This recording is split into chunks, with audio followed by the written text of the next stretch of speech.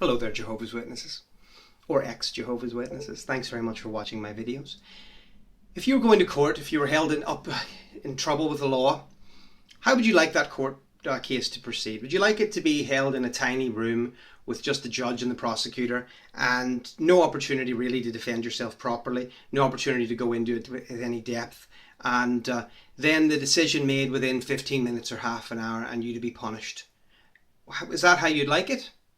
Well, I'm going to talk to you a little bit about today about the Jehovah's Witness proceedings, about the Judicial Committee. I want to specifically talk about it in light of the tribunal which is happening across in Australia regarding the serial avoidance and hiding of paedophiles by the Jehovah's Witness Church. 1,006 paedophiles who were never reported to the police.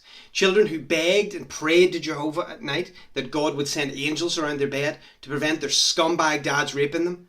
God didn't send anybody. And do you know what happened to those children? They were sexually abused by their dad, and then they were mentally raped in the judicial committees afterwards when their fathers was let off and those children were called liars. Now, I'm going to read you something really briefly, and it's about the Jehovah's Witness system of justice, which is known as a judicial committee. Okay, I've taken this just from Wikipedia, but it is accurate, and the system that you use is what's known as a star chamber. Star chamber was set up in the English Parliament around about the 1600s, and it was basically a private court where people were dragged into. They were judge, jury, and executioner in a room, and there was no light to the information. Court sessions defendants and witnesses were held in secret. Defendants were given prior notice of the charges against them. The Star Chamber eventually evolved into a political weapon, a symbol of misuse, abuse of power by the English monarchy and its courts. That's exactly what's happening with the Jehovah's Witnesses, as they use it to destroy dissenters, people who no longer accept that it's okay to abuse children and then hide those men in the church. In modern usage, and this is the important bit, Jehovah's Witnesses, legal or administrative bodies with strict arbitrary rulings and secretive proceedings are sometimes called star chambers. This is a pejorative term, that's a bad thing in case you don't understand your English, and intended to cast doubt on the legitimacy or the proceedings. Star chamber can also be used in its original meaning for when a politician uses his parliamentary privilege to attack a powerful organisation or person. That's not how you use it. You attack your powerful organisation attacking weak people. The inherent lack of objectivity or politically motivated charges has led to substantial reforms in English laws since the 1700s. Well, isn't that something? Since the 1700s or the late 1600s, the world has recognised that the star chamber system is inherently corrupt, it is unfair, and it is discriminatory. It no longer happens in the vast majority of cases. And where it happens, everyone is instantly suspicious.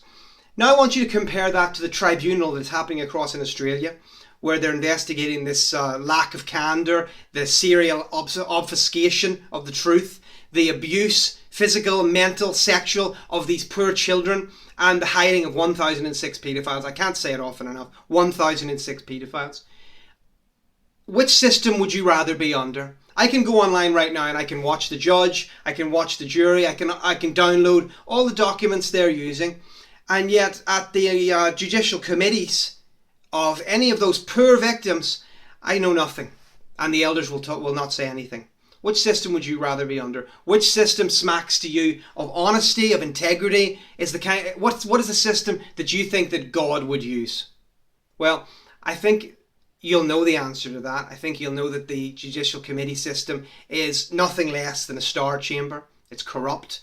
It's long past its day. It was past its day 400 years ago, and that's when the world knew about it.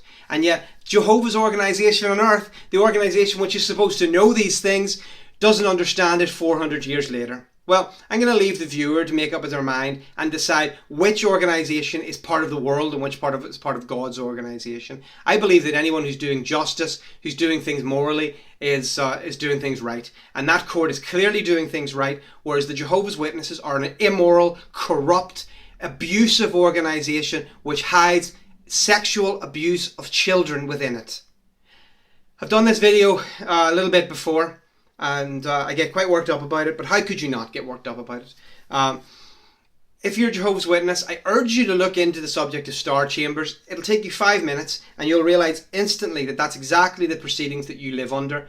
You don't live under justice. You live under an autocracy. You live under a dictatorship that will throw you out, that will punish you the minute you start to think for yourself. But even so, even with that warning, I urge you, think for yourself. It's the only way to freedom. It's the only way to success or any truth in this life. It's the only way to honesty and justice for those poor victims. It's not 1,006 children being abused. It's 1,006 paedophiles being let off. Do you think a paedophile just abuses one child? Absolutely not. Do you think that this is unique to Australia? Do you think that the Jehovah's Witnesses haven't done this in America, the UK, the rest of Europe, across Africa?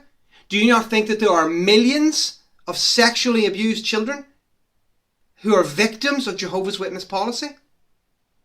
Think on that. I hope you enjoyed this video. I hope it gets to some Jehovah's Witnesses. I urge you, use your conscience, use your God-given trained conscience, and come back to me if you dare and have a reply to this video. Thank you.